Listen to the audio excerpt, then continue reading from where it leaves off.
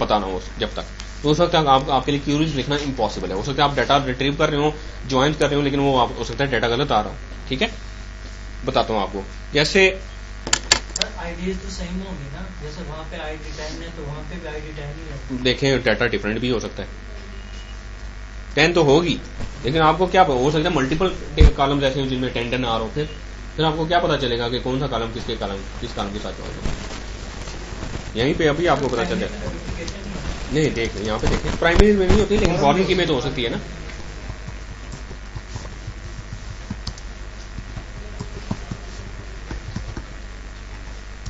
मुझे ये बताएं, ये दो टेबल्स मैंने आपके सामने डिस्क्राइब कर दिए, ये दो कौन से कॉलम की बेस पे ज्वाइन होगा?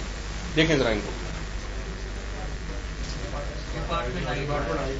दोनों में डिपार्टमेंट आईडी है, इसमें भी है, इसमें भी। ठीक है, लेकिन एक और कॉलम भी है, इसमें भी मैनेजर आईडी है और इसमें भी मैनेजर आईडी है। तो फिर आप मुझे क्या करें?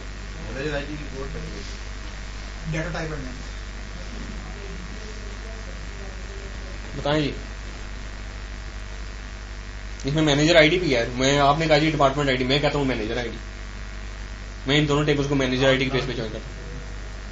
नहीं वो छोड़ दें, उसको इसको छोड़ दें। मैं ये कह रहा हूँ कि दो टेबल्स में कॉलम्स के नाम देख के आप आइडिया लगा सकते हैं कि ये दोनों टेबल्स आपस में किस कॉलम की बेस पे ज्वाइन होंगे। नहीं जरूरी नहीं हो सकता इसमें कंपोजिट की ना हो। डिपार्टमेंट में मैनेजर आईडी प्राइमरी की नहीं है। इसके लिए आपको ये डाटा मॉडल समझना पड़ेगा पहले, और मैं आपको डाटा मॉडल समझाता हूँ। ठीक है, एम्प्लॉयज के टेबल में एम्प्लॉय आईडी प्राइमरी की है, डिपार्टमेंट्स के टेबल में डिपार्टमेंट आईडी प्राइमरी की है। अच्छा, कौन सा एम्प्लॉय कौन से डिपार्टमेंट में काम करता है वो डिपार्टमेंट आईडी से पता चलेगा, जो कि ये एम्प्लॉयज के टेबल में department ID as a foreign key आ रही है। अच्छा, एम्प्लॉयज के टेबल में मैनेजर आईडी क्या सिग्निफाई करती है? एम्प्लॉय के टेबल में मैनेजर आईडी बताती है कि किसी एम्प्लॉय का मैनेजर कौन सा है। ठीक है, फॉर एग्जाम्पल एम्प्लॉय नंबर 1 है, उसका मैनेजर नंबर 2 है, तो आपका जो मैनेजर है वो भी तो एक एम्प्लॉय है ना। तो मैनेजर आईडी जो है वो रेफर कर रही है इसी टेबल की एम्प्लॉय आईडी को, यानी कि ये फॉरेन की है इसी टेबल के अंदर। समझ आ गई? एम्प्लॉय के टेबल के अंदर प्राइमरी की भी है और उसी में फॉरेन की भी है। फॉर एग्जाम्पल आप इसको इस तरीके से ले सकते हैं,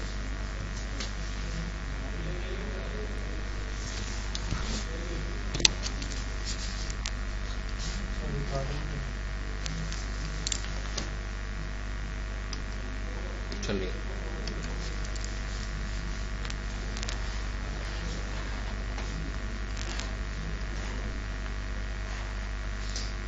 एम्प्लॉय आईडी है, उसका नाम है, उसकी मैनेजर आईडी है। एम्प्लॉय नंबर 1 है, उसका नाम ए है, उसका मैनेजर कोई नहीं। एम्प्लॉय नंबर 2 है, उसका नाम बी है, उसका मैनेजर 1 है। एम्प्लॉय नंबर 3 है, उसका नाम सी है, उसका मैनेजर 1 है। एम्प्लॉय नंबर 4 है, उसका नाम डी है, उसका मैनेजर 2 है। तो यही एम्प्लॉयज के टेबल में इस वक्त ये हो रहा है कि जो एम्प्लॉय नंबर 1 है या एम्प्लॉय ए है, उसका मैनेजर कौन है? कोई भी नहीं। एम्प्लॉय जो बी है उसका मैनेजर कौन है? 1 जो है वो ए को रेफर कर रहा है, ठीक है ना। बी का मैनेजर ए है, सी का मैनेजर कौन है?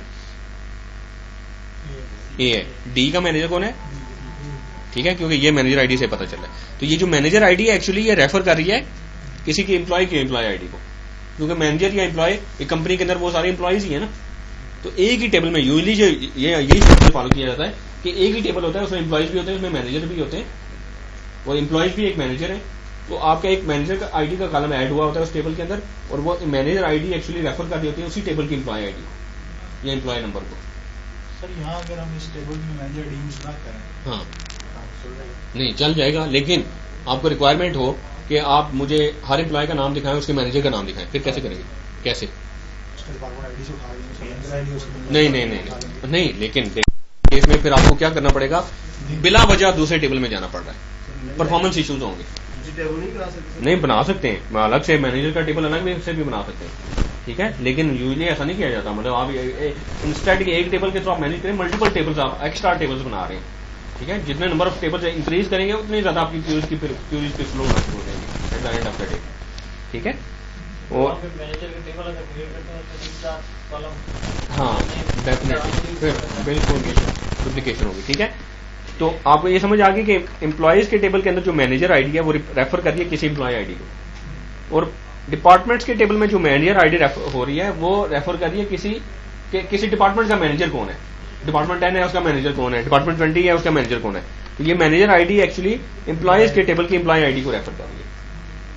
तो ये डाटा मॉडल आपको मैंने समझा दिया। तो ये डाटा मॉडल की आपके पास डायग्राम होती है ना, तो डायग्राम को देख के समझ जाते हैं कि यार ये इस तरीके से आपस में ज्वाइन हो रहे हैं। अब आपको जब डाटा मॉडल एक दफा आपको समझ आ गया, अब आपको किसी तरह की क्यूरी भी कही जाए तो आप क्यूरी लिख सकते हैं।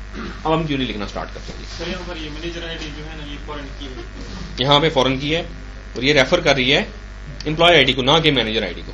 ये मैनेजर आईडी को नहीं रेफर कर रही, ये एम्प्लॉय आईडी को रेफर कर रही है। ठीक है, कि किसी डिपार्टमेंट का मैनेजर कौन है, और यहाँ पे मैनेजर आईडी है वो ये बता रही है कि किसी एम्प्लॉय का मैनेजर कौन है।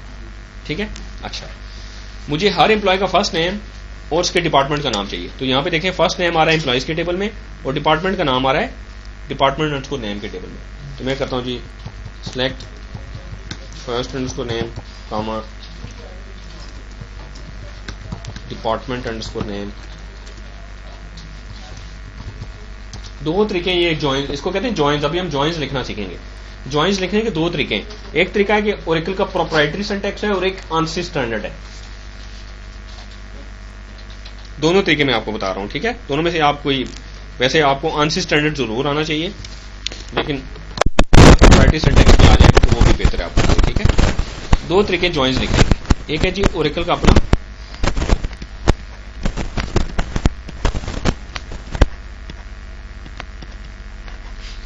और एक है जी आंसर स्टैंडर्ड।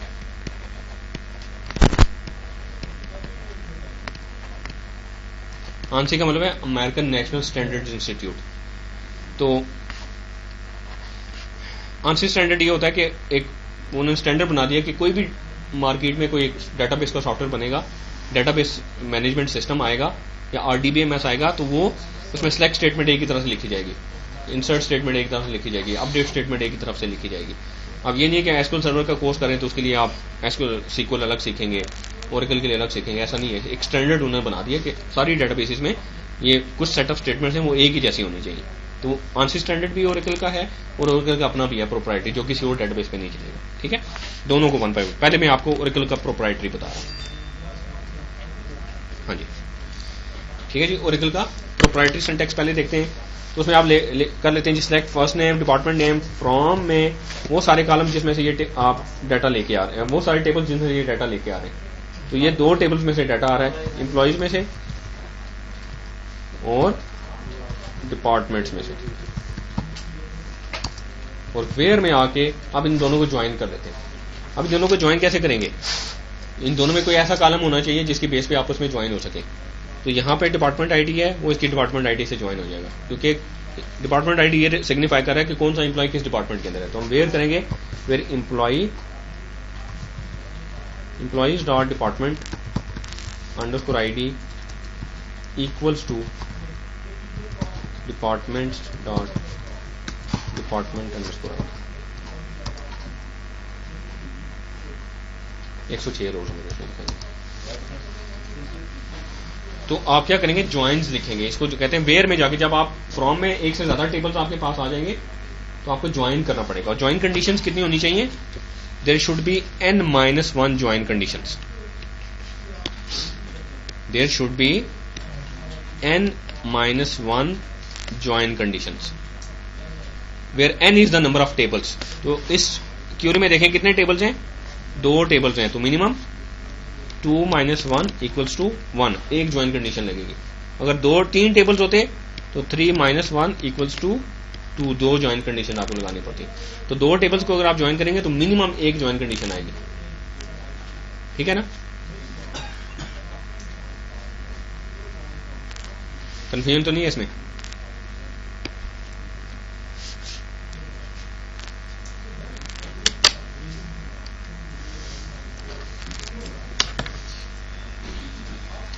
तो select first name department name from employees comma departments where employees dot department id equals to departments dot department id।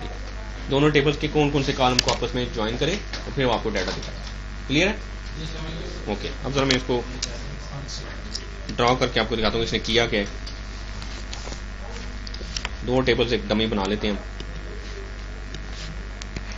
मैं एक एम्प्लॉयज का टेबल बना रहा हूँ, उसको ई का नाम दे रहा हूँ मैं। एक डिपार्टमेंट्स का टेबल बना रहा हूँ, इसको बी का नाम दे रहा हूं। एम्प्लॉय आईडी है, नेम है और डिपार्टमेंट आईडी है। इसमें डिपार्टमेंट आईडी है और डिपार्टमेंट का डी नेम। यहाँ पे नेम की जगह ई नेम कर लेते हैं। ठीक है, एम्प्लॉय नंबर 1 है, उसका नाम अली है, उसका डिपार्टमेंट 10 है। डिपार्टमेंट 10 है, 20 है एंड 30 है। IT, sales, HR. एम्प्लॉय 2 है, असद है, डिपार्टमेंट 20 है। एम्प्लॉय 3 है, XYZ है, डिपार्टमेंट उसका 30 है। एम्प्लॉय 4 है, बी है, उसका डिपार्टमेंट 10 है। ठीक है, ये हमारे पास डाटा है। अब जब आप लिखेंगे, लेट्स से इसमें से आपको नाम चाहिए और वो कौन से डिपार्टमेंट में काम करता है, तो ये कॉलम है और ये कॉलम है जिसकी बेस पे आपको पता चल सकता है कि कौन सा एम्प्लॉय कौन से। अली जो है डिपार्टमेंट 10 में, डिपार्टमेंट 10 जो है वो आईटी है। तो अगर आपको दोनों के नाम चाहिए तो आप करेंगे सिलेक्ट ई नेम यहाँ से आ गया और डी नेम यहाँ से आ गया। फ्रॉम, इस टेबल का नाम मैंने ई लिखा हुआ है तो ये ई हो जाएगा। मैं इसको एम्प कर देते हैं, इसको डेप्थ कर देते हैं, एम्प हो जाएगा। कॉमा डेप्थ वेयर, एम्प का जो डिपार्टमेंट आईडी है वो इक्वल होना चाहिए डेप्थ के डिपार्टमेंट आईडी, डेप्थ और डिपार्टमेंट आईडी। कुछ कंफ्यूजन हो तो जरूर पूछेगा। अब क्या होगा, जब ये क्वेरी एग्जीक्यूट होगी ना, पहली रो यहां से उठाएगा और ये कंडीशन चेक करेगा ये वाली कि इसकी जो डिपार्टमेंट आईडी है वो किसके इक्वल है, वो इसके साथ मैच करेगा। मैच हो जाएगी तो यहां से वो ई नेम ये वाली उठा लेगा और दूसरी रो से ये डी नेम उठा लेगा। तो आपके पास आउटपुट आ जाएगी अली आईटी, ऐसे ही है ना। फिर यही रो मैच करेगा नेक्स्ट के साथ, मैच हो जाएगी, नहीं होगी। ये फिर इसमें से अली और सेल्स नहीं दिखाएगा आपको। फिर यही मैच करेगा थर्ड के साथ, हो जाएगी, नहीं होगी। अच्छा, यानी कि पहली रो सिर्फ पहले एक दफा जगह मैच हुई है, सिर्फ वही आपको दिखाएगा। अब दूसरी रो उठाएगा इस टेबल में आके, यहाँ पे डिपार्टमेंट 20 है, ये मैच करेगा पहली रो के साथ, यहाँ पे मैच हो जाएगा, नहीं। फिर दूसरी रो के पास आएगा, यहाँ पे मैच करेगा, मैच हो जाएगा, वो यहाँ उठा लेगा जी असद सेल्स एंड सो। तो इस तरीके से जॉइंस पर काम करेगा। हाँ जी सर, फर्स्ट उसको आईटी मिल गया, हाँ, वो नीचे क्यों जा रहा है, वो प्राइमरी की है? नहीं, उसको तो नहीं पता ना, उसको ये नहीं पता कि ये प्राइमरी की है या क्या चीज है। वो उसने ट्रेवर्स सारा ही करना। हो सकता है मल्टीपल, आपने प्राइमरी की जस्ट जो ना वो आपने फिजिकली हो सकता है इंप्लीमेंट ना की हो, ठीक है, वो आपने उसको प्राइमरी के लिए आपके लिए है, ठीक है, ये आपको पता करने के लिए। प्राइमरी की का मतलब ये होता है कि उसमें डुप्लीकेट नहीं आ सकता, उसमें नल नहीं हो सकता, लेकिन सर्चिंग कर रहे हो वो सारी सर्च करेगा, ठीक है। लेकिन सर अगर वो पहला मिलने के बाद छोड़ दो तो ज्यादा एफिशिएंट नहीं हो जाएगा? नहीं, देखिए ठीक है, एफिशिएंट हो जाएगा, लेकिन समटाइम्स ये होता है, ये उस केस में होगा जब आपने प्राइमरी की एक्चुअली डिक्लेयर नहीं की हुई उसके ऊपर। अगर प्राइमरी की डिक्लेयर की हुई है तो फिर होगा क्या कि प्राइमरी की में होता है कि इंडेक्स लगा होता है कॉलम के ऊपर, और जब इंडेक्स लगा होता है तो एक जैसी वैल्यू इकट्ठी होती हैं। पहले 10 वाली सारी वैल्यूज आ जाएंगी, फिर 20 वाली सारी आ जाएंगी, उसको 10 वाली एक ही मिलेगी तो उसको नेक्स्ट पे जाने की जरूरत ही नहीं पड़ेगी एक्चुअली, ठीक है। ये भी तो हो सकता है ना कि जो दूसरे टेबल से हम डेटा उठा रहे हैं वो प्राइमरी की ना हो, कोई और मतलब दो कॉलम की, अगर वो प्राइमरी की नहीं होगी हमें फॉरन की समझेगी। देखें, प्राइमरी फॉरेन की जरूरी नहीं है कि फिजिकली इंप्लीमेंट हुई हो, आपने जस्ट ये किया हो, डिक्लेयर किया हो कि ये एक प्राइमरी की एक फॉरेन की है बस, लेकिन एक्चुअली इंप्लीमेंट नहीं की हुई। फिर हो सकता है डुप्लीकेट डाटा भी आ रहा हो उसमें, जब डुप्लीकेट आ रहा होगा तो फिर प्रीवियस डाटा उसको हाँ, समझ आ गई जी। तो आप इस तरीके से लिख सकते हैं, और आप क्या कर सकते हैं, टेबल्स को एलियस दे सकते हैं। जैसे मैं यहाँ पे एलियस दे दूं, एम्प को स्पेस देके ई का शॉर्ट नेम दे दें, तो डेप्थ को डी का एलियस दे दें। अब यहाँ पे मुझे पूरा एम्प लिखने के बजाय मैं ई डॉट डेप्थ आईडी लिख सकता हूँ और डी डॉट डेप्थ आईडी लिख सकता हूँ, क्योंकि मैंने नाम शॉर्ट करके दे दिया उनको। तो यहाँ पे मैं कर लूंगा E dot D I D equals to D dot D I D, ठीक है। अब फर्दर अगर कोई और कंडीशन लगानी है, मैं चाहता हूँ सिर्फ वो आए जिनका नाम ए से स्टार्ट होता है, तो and E dot E name like a percentage, ठीक है। तो एक्स्ट्रा जितनी कंडीशन आएगी ज्वाइन के बाद वो एंड के साथ आएंगे इस ज्वाइन सिंटेक्स में, क्लियर है यहाँ तक? ओके, अब आते हैं जी आंसर स्टैंडर्ड की तरफ, जो कि इस बुक के अंदर जो जिसमें से आपका एग्जाम भी आएगा, ठीक है। आंसर स्टैंडर्ड में ये है कि this is called natural join, इसको नेचुरल ज्वाइन कहते हैं, ये जो भी आपने पढ़ा है, ठीक है। नेचुरल ज्वाइन का क्या मतलब होता है? एक टेबल की को दूसरे टेबल की बेस पे इक्वालिटी की बेस पे ज्वाइन किया जाता है, इक्वालिटी का ऑपरेटर यूज होता है, और एक टेबल में से एक रो दूसरे टेबल की दूसरी रो के साथ मैच की जाती है। अगर वो मैच हो जाती है, वो ज्वाइन कंडीशन मैच हो जाती है, तो फिर आपको डाटा दिखाया जाता है, ठीक है। यही मैं दोबारा से करता हूँ, select first underscore name comma department underscore name from employees. ये जो दूसरा सिंटैक्स है उसमें फ्रॉम में किसी एक टेबल का नाम देते हैं आप, फिर आप नेचुरल ज्वाइन का कीवर्ड देते हैं और दूसरे टेबल का नाम, और दैट्स इट। लेकिन इसमें 32 रोज दिखाई है, जबकि प्रीवियस जो ज्वाइन कंडीशन थी तो मैंने लगाई तो उसमें 1 of 6 रोज दिखाई थी। तो मैंने क्या किया है, अब ये जो आंसर स्टैंडर्ड है, अभी हम उसके बाद अभी सारा आंसर स्टैंडर्ड ही पढ़ेंगे, ठीक है। आंसर स्टैंडर्ड में आप क्या करते हैं, सिलेक्ट में उसी तरीके से जो जो कॉलम्स आपको चाहिए मल्टीपल टेबल्स में उसे वो सिलेक्ट कर लेंगे, फ्रॉम में किसी भी एक टेबल का नाम ले लेंगे, फिर नेचुरल ज्वाइन का सिंटैक्स देंगे और फिर दूसरे टेबल का नाम दे देंगे, ठीक है जी। अच्छा, अब ये नेचुरल ज्वाइन जब आपने दे दिया तो ये क्या करेगा?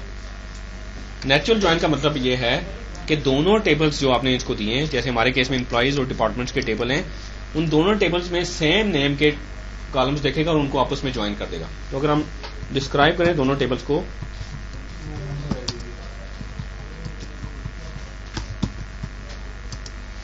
तो दोनों में डिपार्टमेंट आईडी भी सेम नेम से है, डाटा टाइप भी सेम है, और मैनेजर आईडी भी यहाँ पे भी है और यहाँ पे भी है। तो उसने क्या किया, दोनों टेबल्स को इन दोनों कॉलम्स की बेस पे ज्वाइन कर दिया। उसने किया ji where department ID equals to employees dot department ID and department dot manager ID equals to employees dot manager ID, जो कि गलत है। एक्चुअली आपको सिर्फ डिपार्टमेंट आईडी की बेस पे ज्वाइन करना था, मैनेजर आईडी की बेस पे ज्वाइन नहीं होना चाहिए, ठीक है। तो जब आप नेचुरल ज्वाइन का सिंटैक्स यूज करेंगे तो ये क्या करेगा, दोनों टेबल्स में देखेगा सेम नेम के कितने कॉलम हैं, उनको आपस में ज्वाइन कर देगा। जबकि यहाँ पे डाटा तब सही आ सकता है जब सिर्फ एक कॉलम ज्वाइन हो जो कि डिपार्टमेंट आईडी है, दूसरा कॉलम ज्वाइन ना करेगा, तो फिर आप वो नेचुरल ज्वाइन ही है लेकिन सिंटैक्स थोड़ा चेंज करके लिखेंगे। तो उस केस में आप लिखेंगे फ्रॉम में किसी एक टेबल का नाम और फिर नेचुरल ज्वाइन की जगह सिर्फ ज्वाइन लिखेंगे, ज्वाइन में दूसरे टेबल का नाम और फिर आप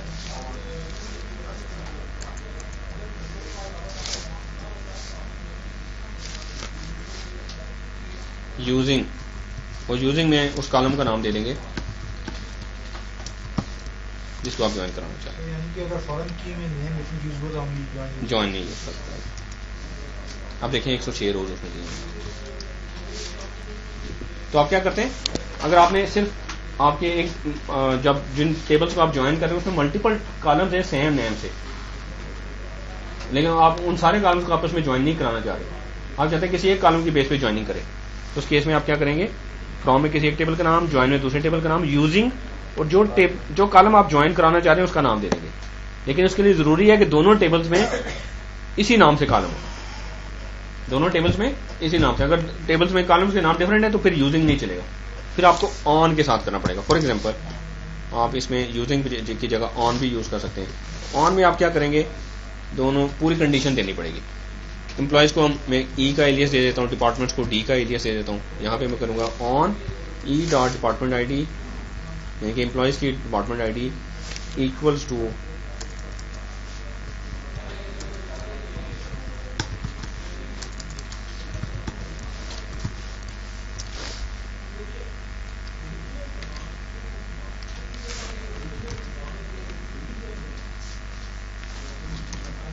ठीक है।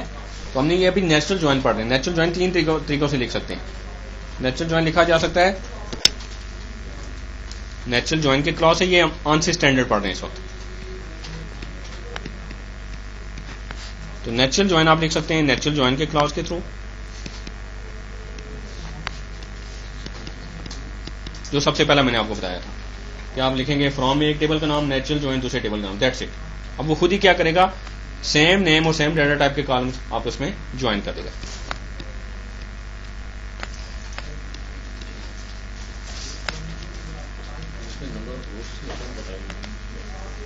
गलत होगा ना, अगर दोनों कॉलम्स को ज्वाइन कर देगा तो डाटा गलत आना चाहिए ना। फिर वो देखें आपके हो सकता है दो टेबल्स हों, दोनों टेबल्स में नेम के नाम से कॉलम हो, ठीक है ना। एक लेट से आप अज्यूम करते हैं आपके पास एक टेबल है एम्प का और एक टेबल है डेप्थ का। यहां पे आपके पास जो कॉलम्स हैं वो आईडी है, नेम है और डी आई डी है। यहाँ पे आपके पास आईडी है और नेम है। लेट्स से यहाँ मैं आईडी लेता हूँ, आपके ये टेबल का स्ट्रक्चर है। एम्प्लॉय आईडी 1 है, उसका नाम ए है, उसका डिपार्टमेंट आईडी 10 है। एम्प्लॉय आईडी 2 है, उसका नाम बी है, उसका डिपार्टमेंट 20 है। इसी तरीके से डिपार्टमेंट आईडी 10 है, उसका नाम आईटी है। डिपार्टमेंट आईडी 20 है, उसका नाम सेल्स है। अब जब आप इस टेबल के साथ करेंगे नेचुरल ज्वाइन, आप करेंगे सिलेक्ट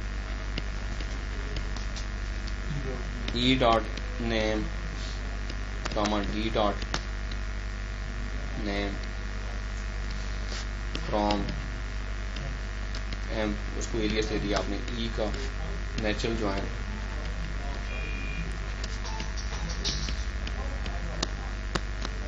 डेप्थ, इसको एलियस दिया आपने डी का। अब जब आपने नेचुरल ज्वाइन यूज किया तो ये क्या करेगा, दोनों टेबल में देखेगा सेम नेम के कौन से कॉलम्स हैं, आईडी इधर भी है, आईडी इधर भी है, इन दोनों को आपस में ज्वाइन कर देगा। नेम इधर भी है, नेम इधर भी है, इनको आपस में ज्वाइन कर देगा। डाटा गलत आएगा ना, क्योंकि नेम की बेस पे यहाँ पे नाम का मतलब है कि एम्प्लॉय का नाम है, यहाँ पे नाम का मतलब है यहाँ पे डिपार्टमेंट का नाम है, डाटा आएगा नहीं। मतलब अगर लेट से आ भी गया अगर तो गलत आएगा, ठीक है, डाटा आएगा नहीं। पहली तो बात ये एक्चुअली ये दोनों टेबल किस बेस पे ज्वाइन होने चाहिए, एक्चुअली में ये किस बेस पे ज्वाइन होनी चाहिए, इसकी डिपार्टमेंट आईडी इसकी आईडी से ज्वाइन होनी चाहिए, ऐसे ही है ना। तो फिर आप यहाँ पे होगा नेचुरल ज्वाइनिंग, लेकिन यहाँ पे आप नेचुरल ज्वाइनिंग लिखेंगे, यहाँ पे आप लिखेंगे ज्वाइन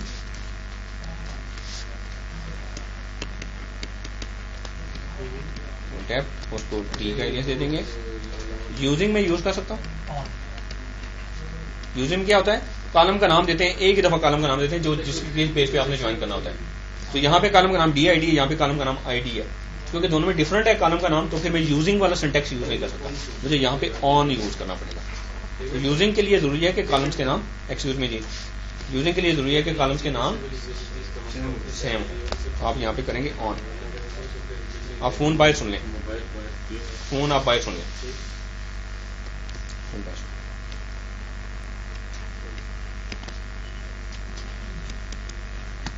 मोबाइल बंद रखा करें क्लास में।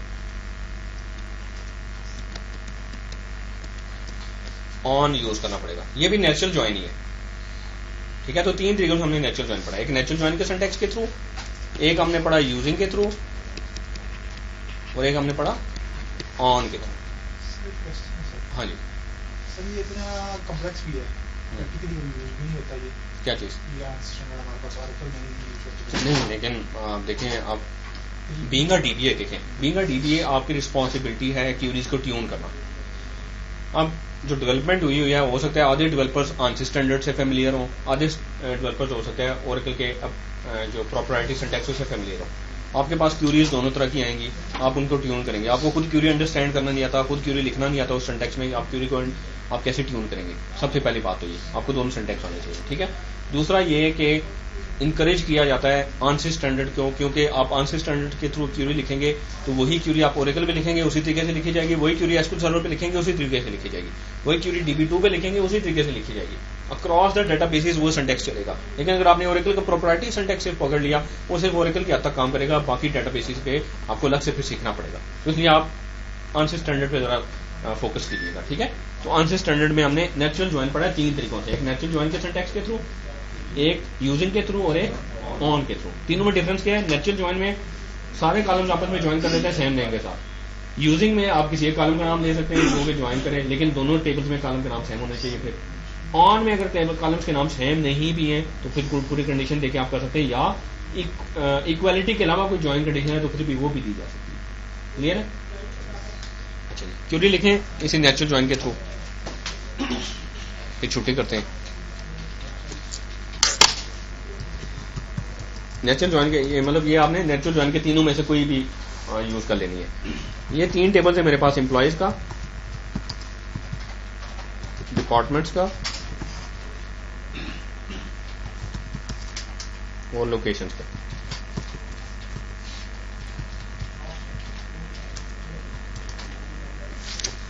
अच्छा, आपने ये करना है कि मुझे हर एम्प्लॉय का फर्स्ट नेम, वो कौन से डिपार्टमेंट में काम करता है उसके डिपार्टमेंट का नाम, और वो डिपार्टमेंट इस सिटी में है उसकी सिटी का नाम मुझे चाहिए। तो एम्प्लॉय का फर्स्ट नेम आपको एम्प्लॉयज के टेबल में से मिलेगा, डिपार्टमेंट का नाम डिपार्टमेंट्स के टेबल में से मिलेगा, और सिटी जो है वो लोकेशंस के टेबल में से मिलेगी। तो इन तीनों टेबल्स को सामने रखते हुए क्यूरी लिखें आप। हर एम्प्लॉय का फर्स्ट नेम, उसके डिपार्टमेंट का नाम, और उसकी डिपार्टमेंट कौन से सिटी में है वो मुझे आपने शो कराना है। जल्दी से क्यूरी लिखें।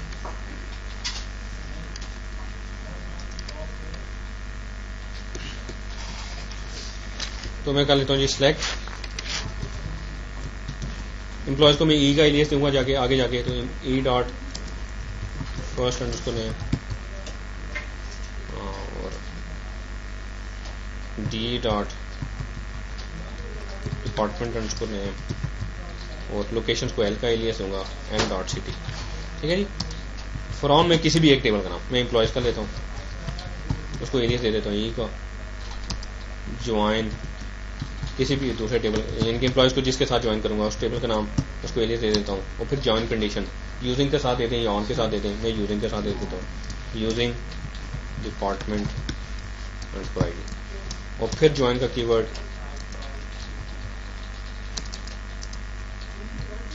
और तीसरे टेबल का नाम, तीसरा टेबल है लोकेशंस, उसको एल का एलियस दे देता हूँ, और ज्वाइन कंडीशन लोकेशंस के टेबल में आप देखें लोकेशन आईडी है, और डिपार्टमेंट्स के टेबल में लोकेशन आईडी है। तो अब यूजिंग कर लें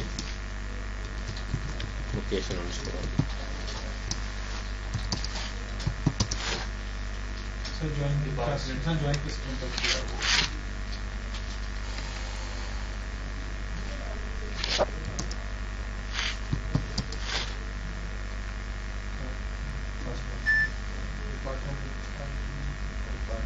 डिपार्टमेंट नेम किस पर लगता है? डिपार्टमेंट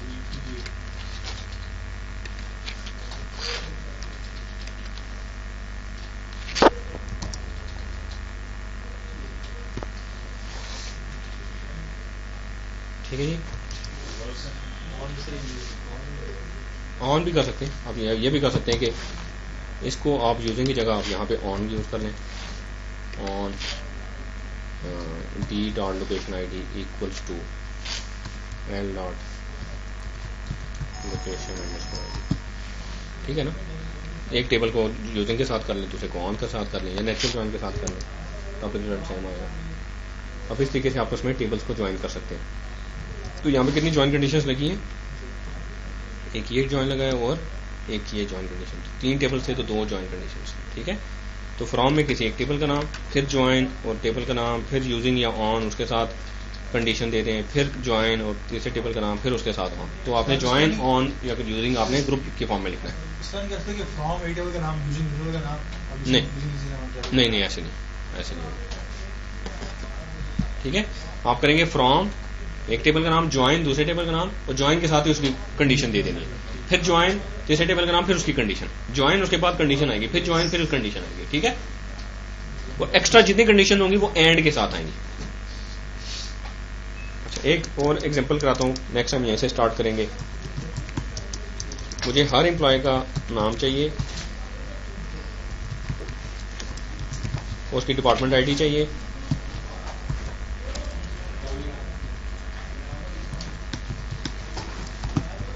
उसके डिपार्टमेंट का नाम चाहिए।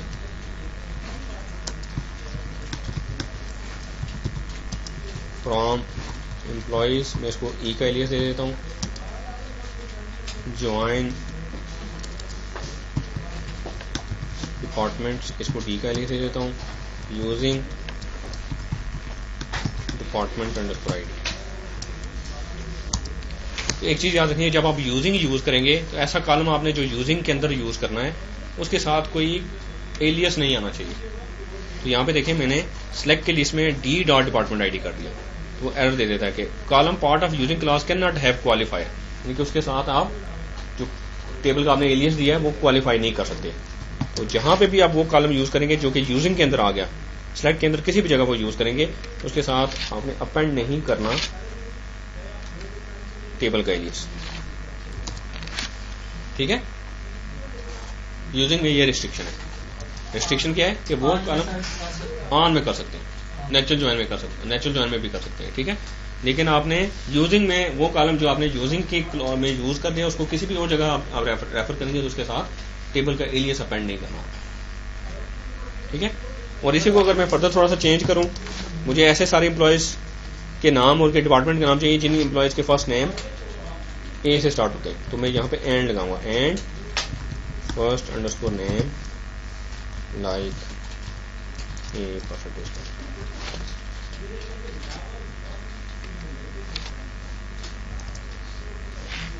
सॉरी, जब आप यूजिंग यूज करेंगे तो फिर एंड नहीं यूज होगा, फिर वेयर यूज होगा,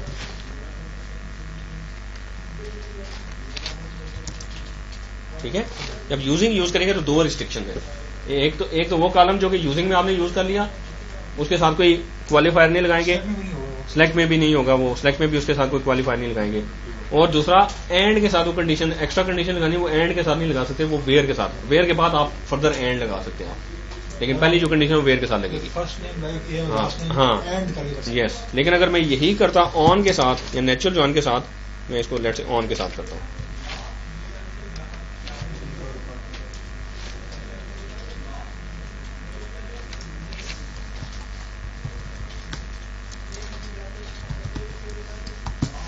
यहां पे मैं एंड भी यूज कर सकता हूं।